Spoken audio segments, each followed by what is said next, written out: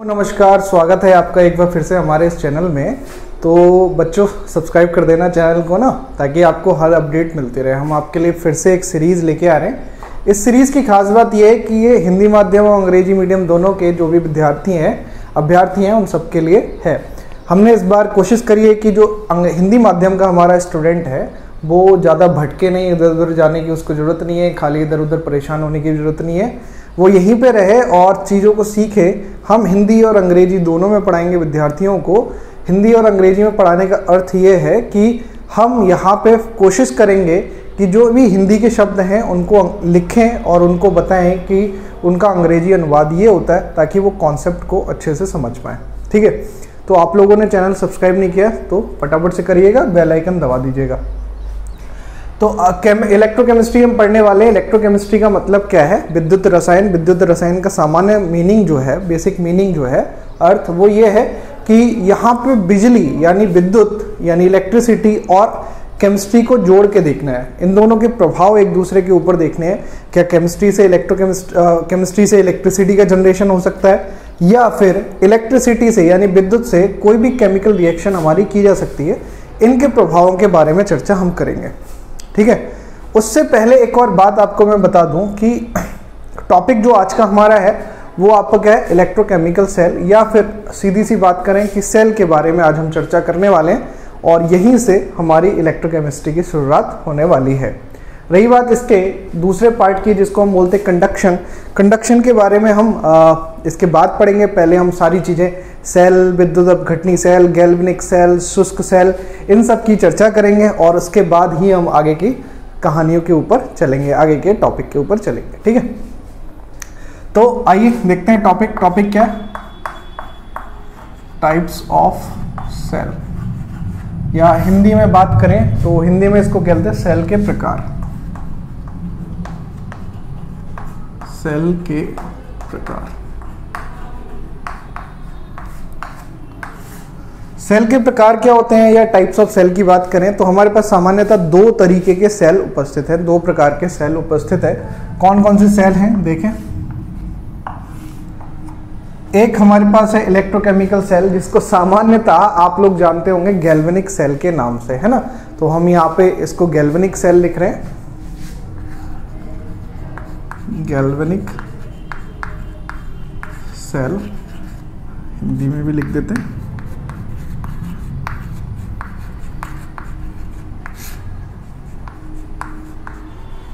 और दूसरा प्रकार का जो सेल है हमारा वो है आपका इलेक्ट्रोलिटिक सेल।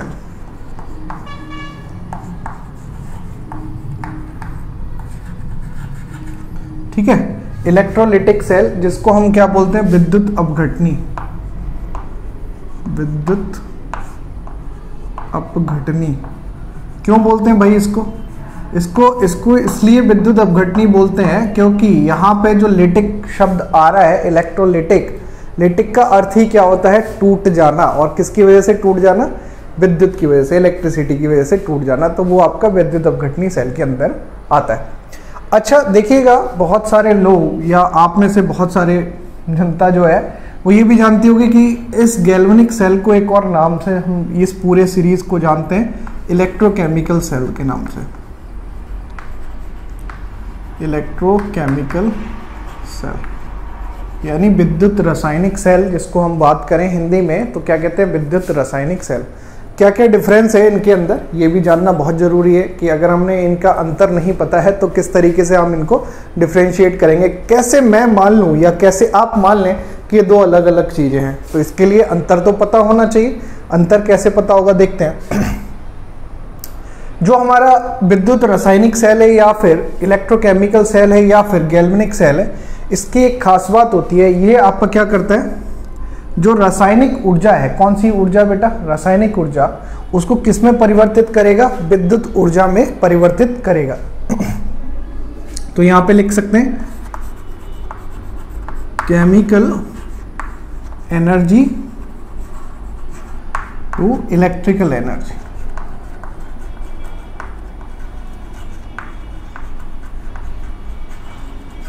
ठीक है, अगर हिंदी में लिखें तो ये हो जाएगा रासायनिक ऊर्जा,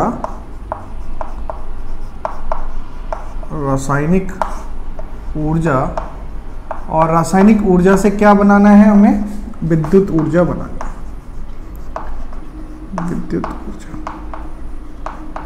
वहीं अगर हम इसकी बात करें इधर विद्युत अपघटनी की, तो ये क्या करेगा भाई, जस्ट इसका अपोजिट काम, इसका जस्ट उल्टा काम। उल्टा काम क्या है भाई, ऐसा तो नहीं है कि उल्टा कर देगा, नहीं नहीं, उल्टा काम ये है कि आप इसमें क्या करेंगे, इलेक्ट्रिसिटी देंगे, हम इलेक्ट्रिसिटी देंगे।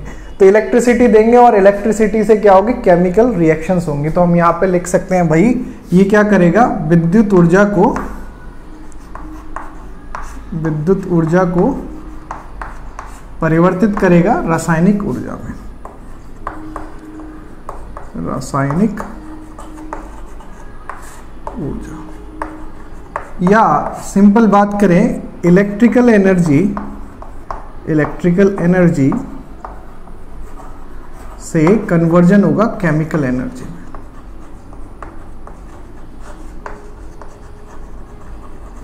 लिख लीजिएगा, ये बहुत छोटे से टॉपिक हैं, छोटी सी पॉइंट है, इसमें अगर किसी को कोई भी दिक्कत है तो बता दे, ऐसी कोई समस्या नहीं है कि सर सुनेंगे नहीं या समझेंगे नहीं, आप बता दीजिएगा, कमेंट सेक्शन में लिखिएगा, हम सुनेंगे, पढ़ेंगे और उसके बारे में उसका निराकरण करने का भी प्रयास आपके साथ किया जाएगा। तो यहाँ तक तो आपने लिख लिया होगा कि भैया ये है। इसके अलावा और क्या चीज़ इसके अंदर पॉसिबिलिटी होती है, एक आप जानते होंगे कि बहुत सारी जीवन में या हमारे आसपास ऐसी अभिक्रियाएं हैं जो स्वयं में होती हैं, उनके लिए किसी ड्राइविंग फोर्स की ज़रूरत नहीं पड़ती, यानी उनको धक्का देने की या उनको एक्स्ट्रा एनर्जी की, ऊर्जा की आवश्यकता नहीं होती। वो अभिक्रियाएं क्या होती हैं, स्वयं से होने वाली अभिक्रियाएं। अब जो स्वयं से होने वाली अभिक्रियाएं होती हैं, उन अभिक्रियाओं के लिए एक खास बात होती है। क्या खास बात होती है, सुनिएगा ध्यान से। उनकी जो गिब्स मुक्त ऊर्जा होती है, गिब्स फ्री एनर्जी की बात होती है, गिब्स फ्री एनर्जी, मुक्त ऊर्जा, उसमें उनका जो मान होता है वो क्या होता है, नेगेटिव होता है। अगर वो स्वयं में होने वाली रिएक्शंस हैं, यानी स्पॉन्टेनियस अभिक्रियाएं हैं, स्पॉन्टेनियस रिएक्शंस हैं, तो उनका जो डेल्टा जी का मान है वो आपका क्या होता है, नेगेटिव होता है। नेगेटिव का मतलब है जीरो से छोटा, यानी नेगेटिव हम तब यूज करते हैं जब ऊर्जा क्या हो रही हो, मुक्त हो रही हो, निकल रही हो, गिब्स ऊर्जा यहाँ से निकल रही है, गिब्स ऊर्जा बाहर जा रही है, तो ऐसा सिस्टम क्या होता है, डेल्टा जी, इसकी वैल्यू क्या होती है, नेगेटिव होती है। वहीं अगर इलेक्ट्रोलिटिक सेल की बात करें, अगर हम विद्युत अपघटनी सेल की बात कर रहे हैं, तो विद्युत अपघटनी सेल के लिए ये जो डेल्टा जी का मान है वो आपका क्या होता है, धनात्मक होता है, यानी पॉजिटिव होता है, कि ऊर्जा चाहिए इसे, कि मेरे को रिएक्शन करनी है तो मुझे ऊर्जा दो, मुझे ऊष्मा दो, मुझे एनर्जी दो, तब मैं जाके क्या करूँगा, रिएक्शन करूँगा। तो ऐसी दो बातें इनके बारे में याद रखें कि इलेक्ट्रोकेमिकल सेल या फिर गैल्वेनिक सेल या फिर विद्युत रासायनिक सेल, इनके लिए क्या होता है, गिब्स मुक्त ऊर्जा, गिब्स फ्री एनर्जी का मान नेगेटिव होता है। और जो दूसरे प्रकार के सेल हैं हमारे इलेक्ट्रोलिटिक सेल, विद्युत अपघटनी सेल, इनके लिए जो ऊर्जा का मान है वो क्या होता है, पॉजिटिव होता है। फटाफट से लिखिए और फिर हम आगे बढ़ते हैं।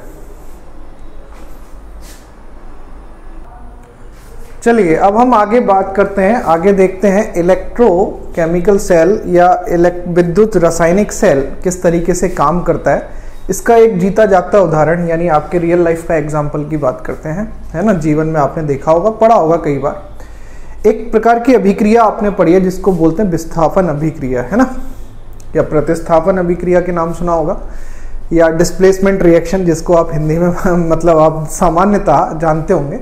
इस डिस्प्लेसमेंट रिएक्शन की खास बात क्या है, जैसे हमने यहाँ पे एक सिस्टम लिया हुआ है, सिस्टम में क्या एक सेल है, इस सेल के अंदर क्या है, कॉपर सल्फेट हमने नीले कलर का सोल्यूशन आपने भर दिया, सबने भरा होगा, सबने ऐसा देखा होगा, सुना होगा, समझा होगा।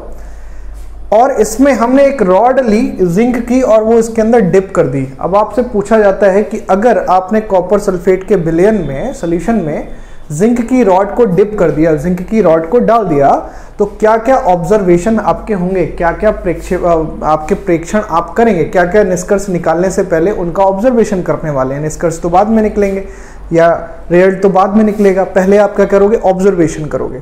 तो वही ऑब्जर्वेशन आपसे यहाँ पे पूछ रहा है कि अगर ऐसा कुछ किया आपने, आपका मन कर रहा था, आपने ऐसा कर दिया, अब करने के बाद आखिर क्या क्या आपको उसके अंदर अनुभव प्राप्त होंगे, वो ये पूछ रहा है, ठीक है। तो सामान्यतः हम एक रिएक्शन या अभिक्रिया के बारे में जानते हैं कि भाई अगर कॉपर सल्फेट है हमारे पास CuSO4 जो नीले कलर का एक्वस विलयन होता है, आपका जलीय विलयन होता है, एक्वस सॉल्यूशन होता है, इसको अगर हमने जिंक मिलाया इसके अंदर तो हमारे को क्या प्राप्त होता है, ZnSO4 और कॉपर प्राप्त होता है। कोई दिक्कत की बात तो नहीं है। अरे यार ये अभिक्रिया तो कौन सी अभिक्रिया है, विस्थापन अभिक्रिया है या डिस्प्लेसमेंट रिएक्शन है, इसमें तो कोई खतरनाक वाली बात नहीं है भाई, रॉकेट साइंस थोड़े ना इसमें। तो भाई ऑब्जर्वेशन क्या होगा, अगर हम बात करें कि ऑब्जर्वेशन क्या होगा, तो सबसे पहला ऑब्जर्वेशन अगर मैं आपसे पूछूं, यार इतने पढ़े लिखे बच्चे हो, एक एक करके ऑब्जर्वेशन तो बता सकते हो, क्या क्या हो सकते हैं। पहला ऑब्जर्वेशन अगर हम देखें कि जिंक की जो रॉड हमने डिप करी है, या ये जो रेड कलर की रॉड आपको दिखाई दे रही है, ये जो डिप करी है हमने, डुबोई है, क्या इसके मास में, क्या इसके भार में कमी आएगी? जी बिल्कुल आएगी। तो हम यहाँ पे लिख सकते हैं वेट ऑफ जिंक, भार जिंक का क्या हो जाएगा, weight of zinc rod decreases,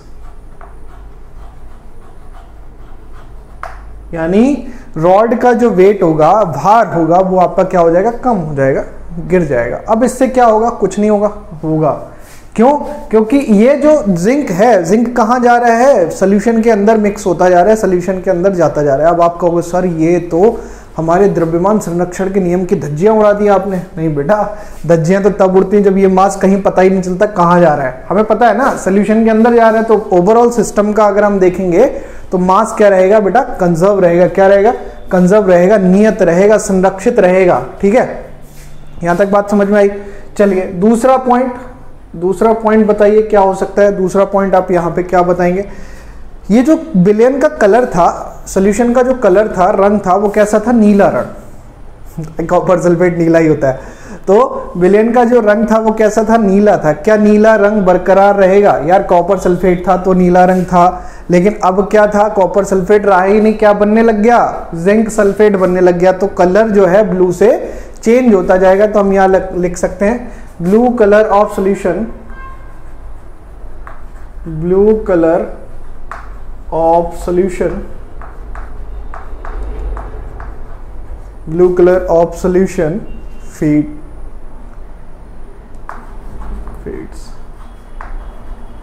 भैया चेंज हो गया, ब्लू कलर सॉल्यूशन का क्या हो गया, चेंज हो गया। ये आप एक चीज देख रहे होंगे यहाँ पे अभिक्रिया में, जी कॉपर बन रहा है सॉलिड, कहाँ जाएगा ये कॉपर, क्या रॉड पे चिपक जाएगा जाके, है? ये जो इसके अंदर है बेटा, रॉड तो नहीं बना सकता, नहीं कि मैं नई रॉड बना दूंगा, नया साम्राज्य लिख दूंगा, नहीं। इसके अंदर जो भी कॉपर होगा वो क्या होगा, यहाँ पे डिपॉजिट होने लगेगा नीचे की तरफ, आपके ग्रेनुलर उसके थोड़े थोड़े से कण नीचे आने लगेंगे। तो कैसे कलर होते हैं, किस कलर का होता है बेटा, होता है रेडिश ब्राउन कलर, लाल भूरा रंग जैसे बोल सकते हैं। तो लाल भूरे रंग के जो हमारे प्रेसिपिटेशन दिखाई देगा, वो प्रेसिपिटेशन किसका होगा, वो प्रेसिपिटेशन हमारा होगा कॉपर का। तो हम यहाँ पे लिख सकते हैं red brown colour precipitation formed, है ना, लाल भूरे कलर का रंग का प्रेसिपिटेशन आपको मिलता जाएगा। ठीक है, अच्छा और क्या हो सकता है इस अभिक्रिया में, क्योंकि ये रिएक्शन आपकी कैसी स्पॉन्टेनियस है, और हम जानते हैं ये रिएक्शन आपकी क्या ऊष्माक्षेपी अभिक्रिया है, एक्सोथर्मिक रिएक्शन है। तो देखने में हमें एक चीज और पता चलेगी बेटा कि temperature of the solution get increases, यानी तापमान जो है सोल्यूशन का वो आपका क्या हो जाएगा, बढ़ जाएगा। तो टेम्परेचर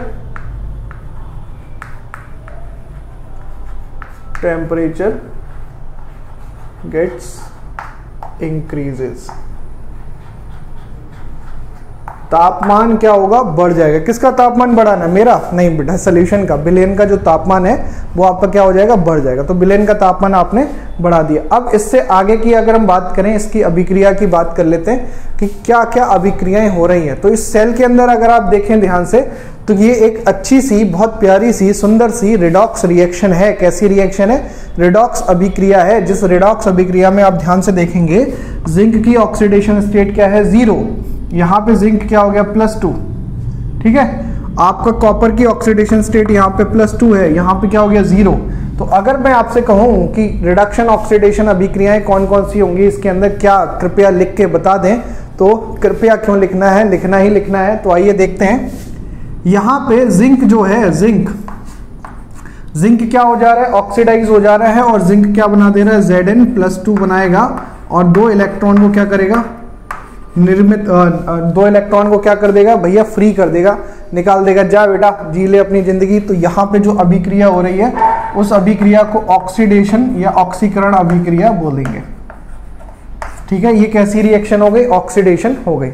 साथ ही साथ कॉपर भी तो है। कॉपर में क्या हो रहा है, आपका जो Cu+2 है, ये इसने क्या करा, 2 इलेक्ट्रॉन को ग्रहण करा। कौन से 2 इलेक्ट्रॉन, जो जिंक ने आपको दिए थे, जिंक ने इलेक्ट्रॉन जो रिलीज किए थे वो इसने ले लिए, और आपका क्या बना दिया, एक सुखी समृद्ध जीवन जीने की और अग्रसर हो गया। और उसने क्या बना दिया जी, सॉलिड कॉपर बना दिया, ठोस।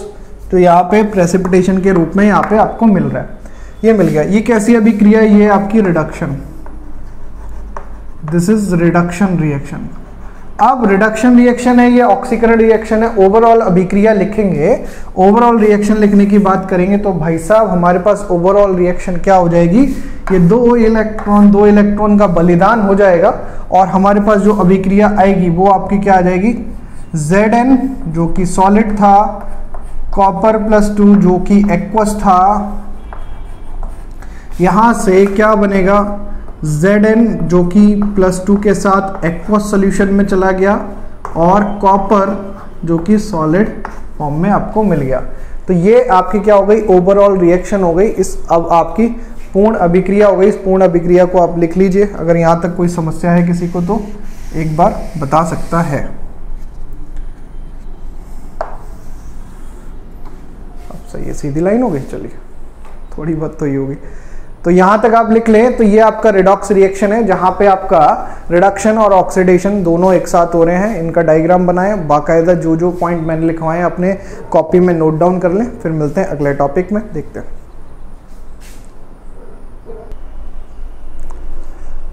चलिए अब हम बात करते हैं अपने अगले टॉपिक की। टॉपिक हमारा क्या है कि भाई विद्युत रासायनिक सेल का निर्माण किस तरीके से किया जाता है, कंस्ट्रक्शन ऑफ इलेक्ट्रोकेमिकल सेल यानी गैल्वेनिक सेल। सिंपली उसका निर्माण आप किस तरीके से करेंगे। ठीक है, निर्माण मतलब कंस्ट्रक्शन। आप एग्जाम में अगर सवाल आए या फिर आपका एमसीक्यू इस पे बने तो आपको इसके बारे में पता होना चाहिए। तो चलिए आइए देखते हैं इलेक्ट्रोकेमिकल सेल। हमने एक डब्बा लिया है ना, एक डब्बा है, एक आपका ये आपका हाफ सेल है और ये आपका हाफ सेल है, ये आधा डब्बा इधर है। इधर आपने क्या लगा दिया, एक इलेक्ट्रोड लगा दिया, इधर भी आपने क्या लगा दिया, एक इलेक्ट्रोड लगा दिया। बीच में जो इन्वर्टेड यू ट्यूब टाइप का दिखाई दे रहा है, उल्टा यू टाइप का बना हुआ है, ये आपका क्या है, सॉल्ट ब्रिज है। ये इसलिए लगाया है ताकि ये इन दोनों सेलों को क्या कर सके, कनेक्ट कर सके। इसके बारे में भी हम चर्चा करेंगे कि आखिर इसका उपयोग क्या होता है, किस तरीके से ये काम करता है, इसके बारे में भी चर्चा करेंगे। तो फिलहाल तो आपको ये समझना है कि आखिर ये है क्या।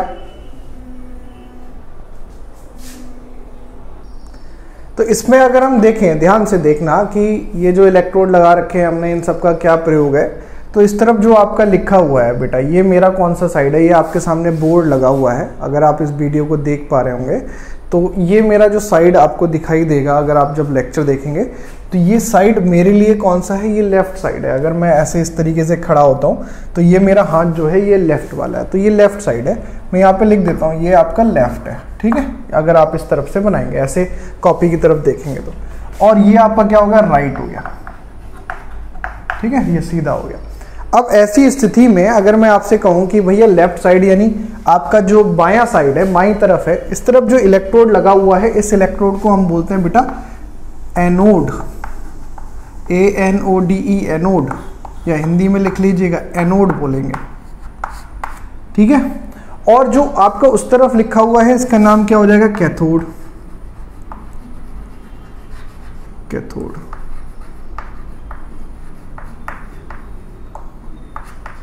ठीक है, ये आपका क्या हो जाएगा, कैथोड हो जाएगा। इतनी बात समझ में आई।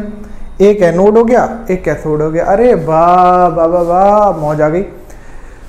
अब जो एनोड होगा, एनोड यानी ये आपका कैसे चार्ज वाला होगा जी, नेगेटिव चार्ज वाला होगा। अभी हम इसके बारे में चर्चा करेंगे जी, नेगेटिव क्यों होना चाहिए और ये आपका कैसा होगा, पॉजिटिव चार्ज वाला होगा। ये पॉजिटिव क्यों होना चाहिए इसके बारे में बात करेंगे। चलिए, बहुत सुंदर। इस सेल को पढ़ने के लिए हमने एक बहुत बढ़िया काम क्या किया कि इसको नाम दे दिया, भैया ये जो सेल है आपका इलेक्ट्रोड है, ये आपका जिंक का है, और इधर जो आपका इलेक्ट्रोड है ये वाला यानी कैथोड, ये है आपका कॉपर का। हमने देखा था ना कि कॉपर सल्फेट के सोल्यूशन में आपने जिंक को डिप किया था तो एक प्रतिस्थापन अभिक्रिया हो गई थी, डिस्प्लेसमेंट रिएक्शन हो गई थी। क्या उसी रिएक्शन से जुड़ा हुआ है? हाँ जी, उसी से जुड़ा हुआ है, सही पकड़े हैं आप। और ये आपका जिंक हमने डिप किया और यहाँ पे जो सोल्यूशन ले लिया है वो है आपका ZnSO4 का, और इस तरफ हमने सोल्यूशन ले लिया जी CuSO4 का। तेरे जैसा कोई नहीं है ना, CuSO4 हमने ले लिया। अब क्या करना है, एक और बात याद रखनी, क्या ये जो आपने एनोड लिखा है इस पे हमेशा क्या होगी, ऑक्सीकरण अभिक्रिया होगी यानी ऑक्सीडेशन होगी। तो यहाँ पे हमने लिख दिया जी ऑक्सीडेशन। ऑलवेज एनोड जहां है, जहां जहां तू रहेगा वहां वहां मैं रहूंगी, मतलब जहां जहां एनोड रहेगा वहां वहां पे ऑक्सीडेशन होता रहेगा। क्या होता रहेगा, ऑक्सीडेशन होता रहेगा। अच्छा, कैथोड की बात करें, जहां जहां कैथोड रहेगा वहां पे क्या रहेगा, रिडक्शन, रिडक्शन यानी अपचयन। वहां पे क्या होगा, हमेशा अपचयन, और जहां पे आपका एनोड है वहां पे हमेशा क्या होगा, ऑक्सीकरण। अरे साहब, इतनी बात तो आपके समझ में आ गई होगी। अरे बिल्कुल आ गई सर, है ना, इसी का तो इंतजार कर रहे थे, यही सब बातें हमें समझ नहीं आ रही थी पहले, अब आ गई समझ में। यहाँ पे हमारा ये कॉटन लगा हुआ है यार, ये रुई, ये जो आपने इन्वर्टेड यूट्यूब बनाया हुआ है, यूट्यूब वो वाला नहीं जिसपे वीडियो ये जाएगा, वो वाला यूट्यूब नहीं। यूट्यूब का मतलब है उल्टा यू की तरह दिखने वाला। यूट्यूब आप कहाँ पे यूज करेंगे, इन्वर्टेड यूट्यूब या यू शेप मैनोमीटर यूज करेंगे ना, दाब कैलकुलेट करने के लिए, प्रेशर कैलकुलेट करने के लिए, इसको हम बोलते हैं। तो ये हमारा क्या हो गया, सॉल्ट ब्रिज, सॉल्ट ब्रिज, या हिंदी में बात करें तो ये हो गया लवण सेतु। ये आपका क्या हो गया, लवण सेतु, सॉल्ट ब्रिज या लवण सेतु। बहुत सुंदर। इसके अंदर आपने कोई इलेक्ट्रोलाइट भर देना है, हाँ जी भर देंगे। यहाँ पे जो भी आपका इलेक्ट्रोलाइट होगा यानी वैद्युत अपघट्य होगा, उसकी जो स्टेट होगी यानी उसकी जो क्या बोलते हैं अवस्था होगी, वो कैसी होगी, ना तो लिक्विड होगा ना सॉलिड होगा। इसको हम बोलते हैं सेमी लिक्विड स्टेट। कैसा होगा, सेमी लिक्विड स्टेट, अर्ध तरल अवस्था, सेमी लिक्विड स्टेट्स, अर्ध तरल अवस्था। ठीक है, हिंदी में लिख लीजिएगा, अगर आपको बहुत ज़्यादा मन है हिंदी में लिखने का तो लिख लेना, ऐसी कोई दिक्कत की बात नहीं। अर्ध तरल अवस्था हो गई, ठीक है। ये हो गया, ये हो गया, ये हो गया, ये हो गया, इतनी सारी चीज़ें हमने लिख ली हैं। बहुत सुंदर, बहुत सुंदर। पॉजिटिव पॉजिटिव, इलेक्ट्रोनेगेटिव नेगेटिव, सामान्यतः यही सारी चीज़ें आपको पता होनी चाहिए। अब ये क्या है, यहाँ पे हमारा क्या कराना है, ऑक्सीडेशन कराना है। तो ऑक्सीडेशन कराओगे किसका, ये जानना बहुत जरूरी है। तो ऑक्सीडेशन किसका कराओगे, इस रॉड का क्या होगा, ऑक्सीकरण। यहाँ से क्या होगा, जिंक +2 आयन कहाँ पे जाएगा, पानी के अंदर जाएगा, यानी सोल्यूशन के विलयन के अंदर जाएगा, और 2 इलेक्ट्रॉन यहाँ से क्या करेगा, रिलीज कर देगा। जी इलेक्ट्रॉन ले जाओ। इलेक्ट्रॉन कहाँ से निकलते हैं बेटा, जहाँ पे आपकी इलेक्ट्रॉन की अधिकता होगी। जहाँ पे कम है वहाँ पे इलेक्ट्रॉन नहीं निकलते, इसीलिए अधिकता यहाँ पे, तो नेगेटिव चार्ज यहाँ आ गया, अधिकता है इलेक्ट्रॉन की, यहीं से इलेक्ट्रॉन इधर जाएंगे। किस तरफ जाना चाहते हैं इलेक्ट्रॉन, जहाँ पे पॉजिटिव चार्ज होता है। तो इधर आपका क्या हो गया, धनात्मक चार्ज हो गया। क्या इतनी बात समझ में आ गई? अरे सर बिल्कुल समझ में आ गई। और बताएं आगे। तो Zn+2 अगर इधर जा रहा है सोल्यूशन के अंदर, तो ये अभिक्रिया क्या हो जाएगी, Zn कन्वर्ट होगा Zn+2 में, और 2 इलेक्ट्रॉन क्या कर देगा, रिलीज कर देगा। 2 इलेक्ट्रॉन को क्या कर देगा, रिलीज कर देगा। ऑक्सीकरण अभिक्रिया दिखाएगा, जैसे हमने यहाँ पे लिखा था, एनोड पे ऑक्सीकरण अभिक्रिया होती है। जी बहुत सुंदर, मजा आ गया। ये जो सेल है, ये जो अर्ध सेल है, इसको हम बोलते हैं एनोड हाफ सेल, या फिर आपका ऑक्सीडेशन हाफ सेल, या फिर आपका अर्ध सेल बोलते हैं हिंदी में। तो हम यहाँ पे लिख सकते हैं इसको एनोड हाफ सेल, या इसको हम लिख सकते हैं एनोड अर्ध सेल।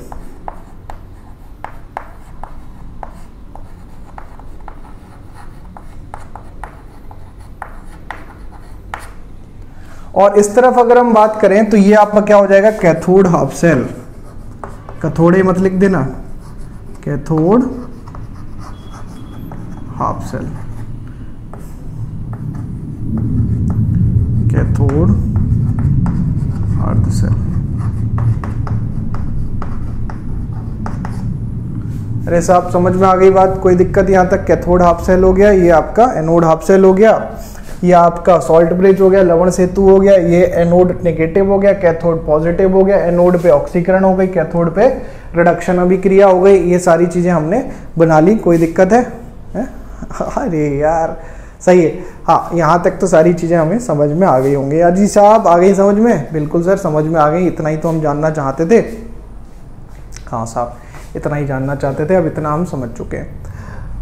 इसके अंदर कुछ और अभिक्रिया बची है? हाँ जी सर बची हुई है। अगर मैं आपसे कहूं कि ये ZnSO4 क्या है, इसको हम बोलते हैं इलेक्ट्रोलाइट, वैद्युत अपघट्य। क्या बोलते हैं इसको? वैद्युत अपघट्य। ये ZnSO4 हमारा क्या है? वैद्युत अपघट्य है। वैद्युत अपघट्य का मतलब क्या होता है? इलेक्ट्रोलाइट। इलेक्ट्रोलाइट का मतलब क्या होता है? जो पानी में डालें और आयनों में बिखर जाए, उनको हम क्या बोलते हैं? इलेक्ट्रोलाइट बोलते हैं। पानी में डाला, आयनों में बिखर गया, उसको हम क्या बोलेंगे? इलेक्ट्रोलाइट बोलेंगे। फिर से सुन लो, वैद्युत अपघट्य या इलेक्ट्रोलाइट को क्या बोलते हैं? जो आयोनाइज हो सकता है वाटर के अंदर, आयनीकृत हो सकता है पानी के अंदर, वो आपका क्या होता है? वैद्युत अपघट्य होता है। जैसे यहाँ पे कॉपर सल्फेट है, इसके आगे आप चाहें AQ लिख दें एक्वस, यहाँ पे भी AQ लिख दें एक्वस, तो ये आपकी स्थिति समझ में आती होगी। अच्छा रही बात इधर की, तो मैंने बता दी, इधर की अभिक्रिया देखें।